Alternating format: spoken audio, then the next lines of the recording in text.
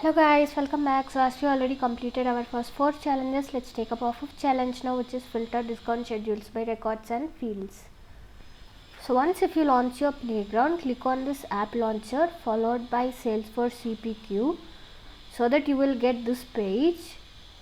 And now I'm just gonna click on discount schedules tab over here and select this bulk paper. So here I'm just gonna click on edit and check this cross orders followed by save. So guys, once if it is done, let's click on this gear icon followed by setup. So here click on this object manager followed by asset and click on fields and relationship. Let's go back to our challenge and copy this field name, and here we are gonna click on formula field and click on new. So select formula right over here followed by next and paste your label, and here choose checkbox and click on next. So for this formula, let's go back again and copy this formula and paste it over here and scroll down, click on check syntax. We shouldn't get any syntax right over here. Now click on next followed by next followed by save.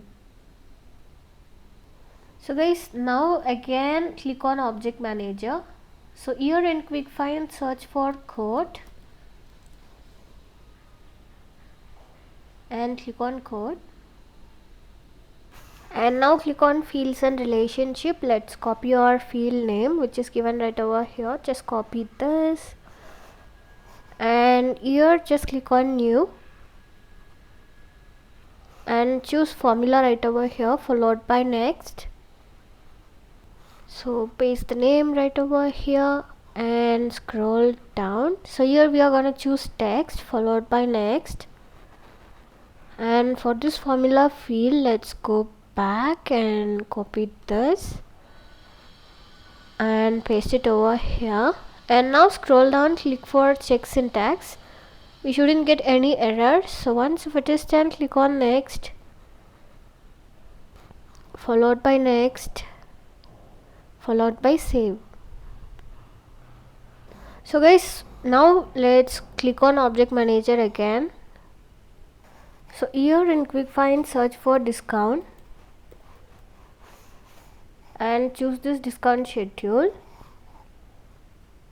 followed by fields and relationship. So here in quick find search for constraint, so which is already over here. So click on this constraint field, and now let's copy this value label, and if you go back and scroll down, you will find new next to values. Click on new and paste the data over here followed by save. So guys, now I'm just going back to the tab which we have opened already and just load this page, refresh this page,